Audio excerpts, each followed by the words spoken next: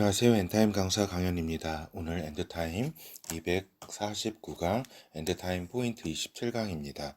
우리가 마지막 때 이스라엘의 상황에 대해서 살펴보고 있습니다.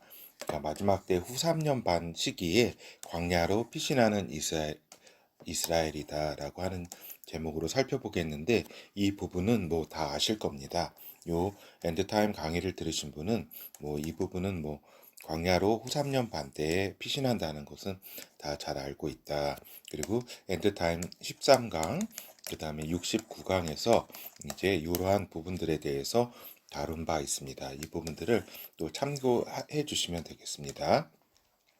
그렇다고 한다면 요 광야로 피신하는 이스라엘, 그러한 또 상황은 어떤 상황이냐?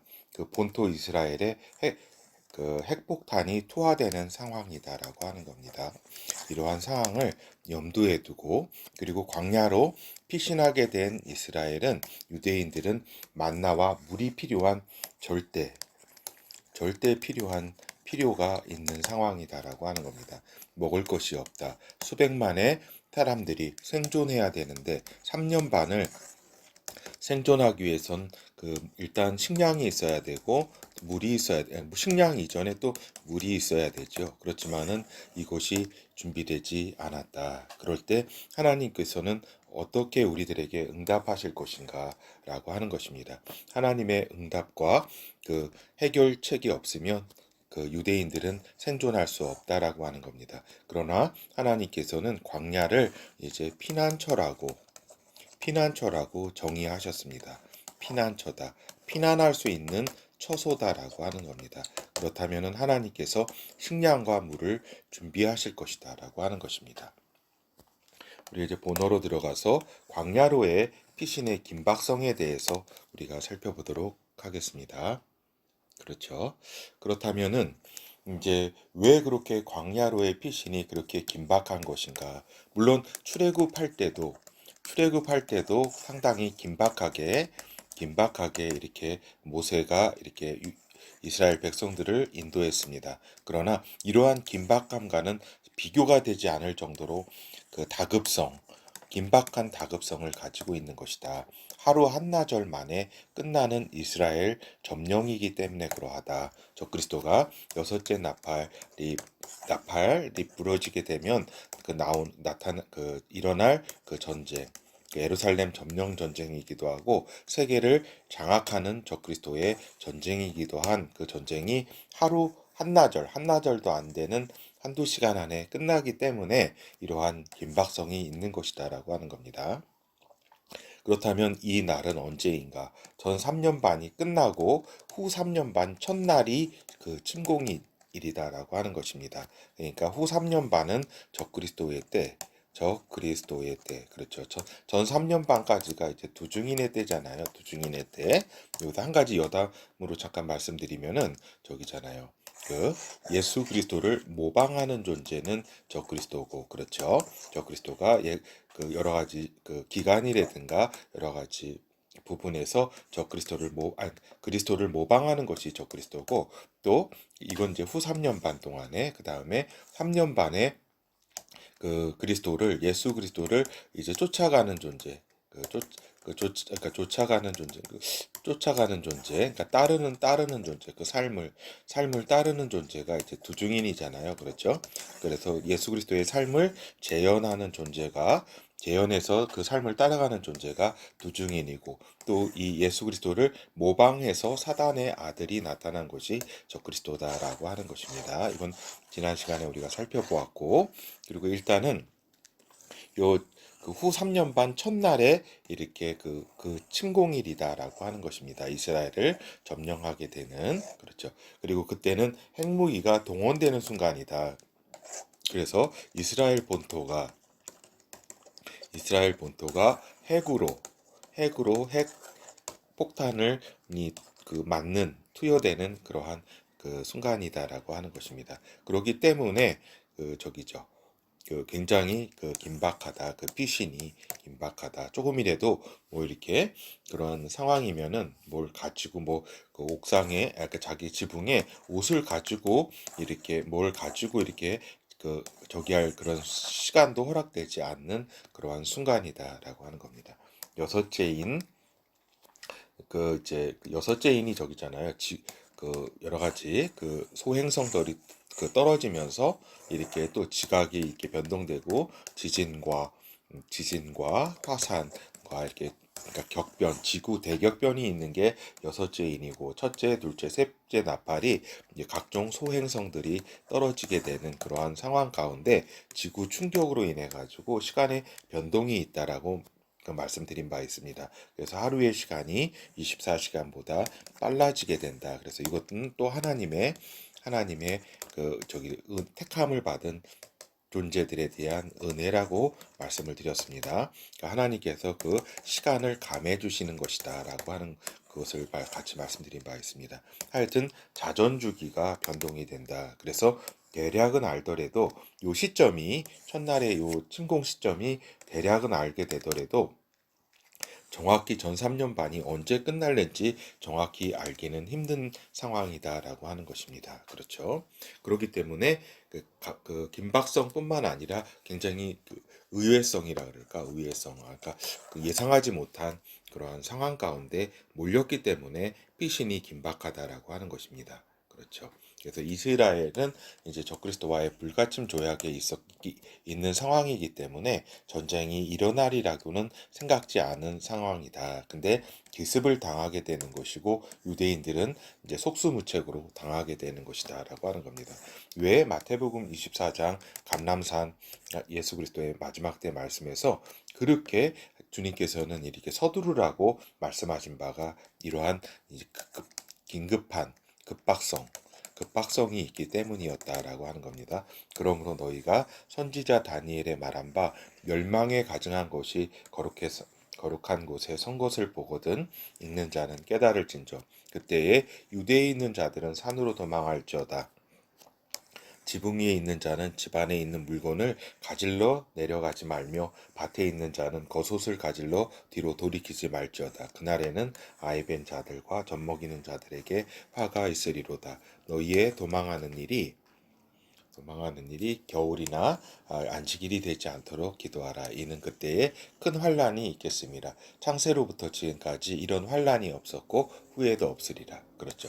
여기서 이제 보면은 전 3년 반 동안에 이렇게 지난 시간에 유대인들도 큰 고통을 겪는다고 이렇게 우리가 살펴본 바 있습니다. 그러나 이제 여기 이 시점부터 중앙 시점부터 이후 3년 반 동안에는 진짜 환란 중에서도 더 그때 큰 환란을 겪게 되는 것이다. 다 여기서부터가 대환란인데 큰 환란인데 그 중에서도 더 고통스러운 기간이 이 후 3년 반의 기간일 것이다. 이건 유대인이나 또 다른 이렇게 세계의 모든 각 지역이나 마찬가지입니다. 그래서 창세로부터 지금까지 이런 환란이 없었고 후에도 없으리라 이렇게 말씀하신 거죠. 그리고 광야로의 피신의 어려움이 있는 것이다. 즉 사단 등 악령이 총동원되어 유대인을 죽이려 한다. 이거는 이제 영의 세계에 있어서의 일이기 때문에 이제 물리적으로는 보이지가 않죠. 사단이 특별히 메시아를 낳은 이스라엘에게 분노하고 있다. 그리고 여자 이스라엘을 핍박하고자 하는 것이다. 여기 계시록 12장에 있는 여자는 이스라엘을 말하는 것이라고 우리가 살펴본 바 있습니다. 요한계시록 마지막 때 이제 기본 시리즈에서 우리가 자세히 살펴보았죠. 그렇죠. 그래서 광야로 피신하는 유대인들을 향해서 이제 홍수와 물로 이제 사단이 쓸어버리려고 한다. 이건 이제 물리적 현상이죠. 물리적 현상이 이러한 이제 홍수가 나는데 그게 이제 영의 이제 세계에서 벌써 사단이 움직인 것이다라고 작동시킨 것이다라고 하는 것을 우리가 계시록 12장을 통해서 알 수가 있는 것입니다. 요한계시록 12장 6절에서 17절을 보도록 하겠습니다. 그 여자가 광야로 도망하매 거기서 1260일 동안 저를 양육하기 위하여 하나님의 예비하신 곳에 있더라.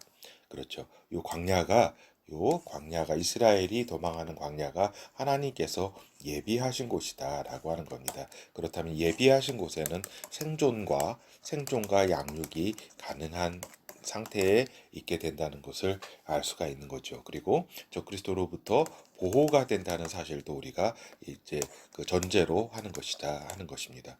하늘에 전쟁이 있으니 이건 이제 영의 현상을 이렇게 영의 그것을 얘기하는 것입니다. 하늘에 전쟁이 있으니 미가엘과 그의 사자들이 용으로 더불어 싸울새 용과 그의 사자들도 싸우나 이기지 못하여 다시 하늘에서 저희의 있을 곳을 얻지 못한지라.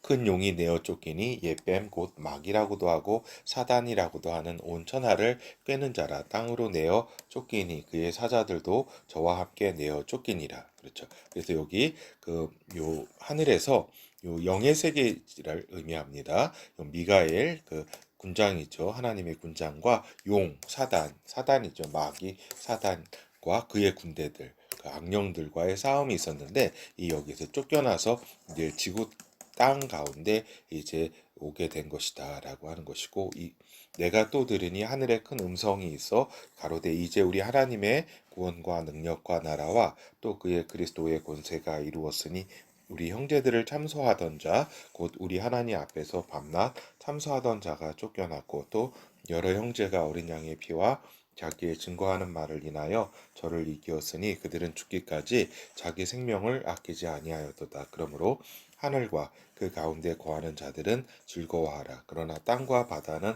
화 있을진저 이는 마귀가 자기의 때가 얼마 못된 줄을 알므로 크게 분내어 너희에게 내려갔음이라 하더라. 용이 자기가 땅으로 내어 쫓긴 것을 보고 남자를 낳은 여자를 핍박하는지라. 여기서 남자라는 것은 예수 그리스도입니다. 메시아 여자를 핍박한다. 요 이스라엘이죠. 그 여자가 큰 독수리의 두 날개를 받아 광야 자기 곳으로 날아가 거기서 그 뱀의 낫을 피하여 한 때와 두 때와 반 때를 양육받으며 그러니까 요 3년 반 3년 반 동안 후 3년 반 동안에 보호를 받게 된다라고 하는 겁니다. 그리고 양육 보호와 교육을 받게 된다. 보호와 교육을 받게 되는 것이다. 여자의 뒤에서 뱀이 광야로 도망치는 이스라엘 뒤에서 뱀이 사단이 그 입에서 물을 강같이 토하여 여자를 물에 떠내려가게 하려 하되 땅이 여자를 도와 그 입을 벌려 용의 입에서 토한 강물을 삼키니 용이 여자에게 분노하여 돌아가서 그 여자의 남은 자손 곧 하나님의 계명을 지키며 예수의 증거를 가진 자들로 더불어 싸우려고 바다 모래 위에 섰더라. 그렇죠. 이거는 이제 세계에 있는 그 예수 그리스도인들 그 성도들을 이제 탄압하기 위해서 그 탄압은 이제 그 적그리스도와 그 저기 거짓 선지자에 의해서 이제 이루어지게 되는 거죠. 그렇게 이제 이스라엘을 이제 뭐 다 죽이지 못하고 이제 세계의 그 성도들을 죽이기 위해서 싸우기 위해서 이제 그 사단이 활동한다라고 하는 이야기입니다. 하여튼 이 부분에서 그 모세는 그 홍해를 갈랐지만 이때에 이제 그 하나님의 그 사역자들은 누가 될지 모르겠지만 저기 땅을 갈라서 그 물을 이렇게 요 땅 속으로 들어가게 하는 그러한 이제 이적을 이렇게 일으키는 그러한 이제 또 사역자가 나오게 된다라고 하는 것입니다. 마치 그 모세가 그 바다를 갈랐지만 이제 땅을 이제 가르게 되는 그러한 위대한 사역자들이 또 있는 거죠. 그래서 이 물은 또 이제 그 밑에 이제 있게 돼서 그 광야에서 생존할 동안에 이제 그 사단의 그 꾀를 죽이려고 이렇게 꾀를 쓰지만 결국엔 그것 하나님의 지혜로 그 광야로 피신한 그 유대인들이 이 물을 마시게 되는 그러한 또 그것으로 쓰이게 된다라고 하는 것입니다. 그래서 이제 유대인들은 이제 대다수가 급박한 피신에 대한 개념이 없다. 그리고 그때에는 도저히 이러한 상황이 이해가 되지 않는다라고 하는 겁니다. 그래서 대다수의 광야로의 피신이 마음의 준비, 물질의 준비 없이 이루어지게 됨을 우리가 알 수 있다라고 하는 것입니다. 그리고 이제 광야로의 피신 인도와 보호 양육에 대해서 우리가 살펴보면은 우리가 지난 시간에도 잠깐 살펴보았듯이 14만 4천 명의 그 유대 성도들의 그 희생에 있었다라고 하는 겁니다. 그렇죠. 이들의 희생이 있었기에 광야로에 피신이 있었고 보호받으면서 피신이 있었다라고 하는 것입니다. 그리고 성도들, 메시아닉 성도들, 또 이방인의 성도들이 또한 같이 유대 민족을 인도하게 된다라고 하는 겁니다. 그래서 그리고 광야 생활 후 3년 반 동안에 광야 생활 동안에 이제 리드를 하게 된다. 이러한 성도들이 그렇죠. 그리고 이제 모세의 출애굽 시대와 같은 만나의 기적이 있어야 한다. 그리고 하나님께서는 요 만나를 이렇게 주실 것이다라고 하는 겁니다. 그렇죠. 그리고 이제 이 광야에서는 광야 생활하는 동안 예수가 메시아인 것을 교육받게 된다. 유대인들이. 그리고 광야 현실의 의미와 지금 왜 우리들이 광야에서 이렇게 있는지에 대해서 이제 그 의미와 이렇게 요한계시록에 예언돼 있다고 하는 사실, 그런 것들이 교육받는 거죠. 그리고 예수께서 강림이 곧 이제 있을 것이고, 요 3년 반이라는 기간 동안에 우리가 광야에서 생활을 하게 된다는 것도 알게 될 것이고, 또 그 예수께서 강림하신 이후에는 메시아 왕국이 이제 도래할 것이다라고 하는 것도 가르침을 받게 된다라고 하는 겁니다. 이제 결론을 말씀드리면, 이제 광야로의 피신, 생존, 양육이 있을 것이다. 유대인들을 향한 하나님의 피난처는 광야라고 하는 사실입니다. 그렇죠. 그리고 이제 휴거될 자와 이제 걸어서 예루살렘에 도착할 자로 좀 나뉘게 된다. 이런 양육을 받는 과정에서 이제 성령으로 거듭나는 이제 유대인들이 또한 존재하게 되고, 그들은 이제 예수께서 강림하실 때 휴거하게 될 것이고, 또 그러지 못한 유대인들은 이제 휴거하지 못한 상태에 있기 때문에 이제 걸어서 예루살렘에 도착하게 될 것이다. 그리고 이들은 이제 다 이제 휴거되든지 또한 걸어서 예루살렘에 도착하든지 이들은 메시아 왕국에 들어가게 될 것이다라고 하는 것입니다. 그리고 그들이 메시아를 볼 때에 각각의 이제 나뉘어서, 그러니까 이렇게 나단의 자손 무슨 여러 자손들끼리 나누어서 그들이 예수 그리스도를 볼 때 통곡하게 될 것이라고 우리가 이제 스가랴서에 이렇게 또한 기록이 되어 있는 거죠. 예언에. 그렇죠. 그래서 오늘은 이제 이 광야로 이제 피신해 있는 우리 유대인, 이런 후 3년 반 기간 동안에 그러한 또 유대인들에 대해서 우리가 살펴보았습니다. 이때에 저기죠, 요 본토 지역은 핵으로 엄청나게 이렇게 맞았기 때문에, 또 핵 오염 지역이 됐기 때문에 어쩌면은 이것이 요 후 3년 반 동안에 적그리스도 군대로부터 이 유대인들이 광야가 지켜지게 되는 또 하나의 아이러니한 상황도 또한 존재하게 될 것이다라고 하는 것입니다. 예, 감사합니다.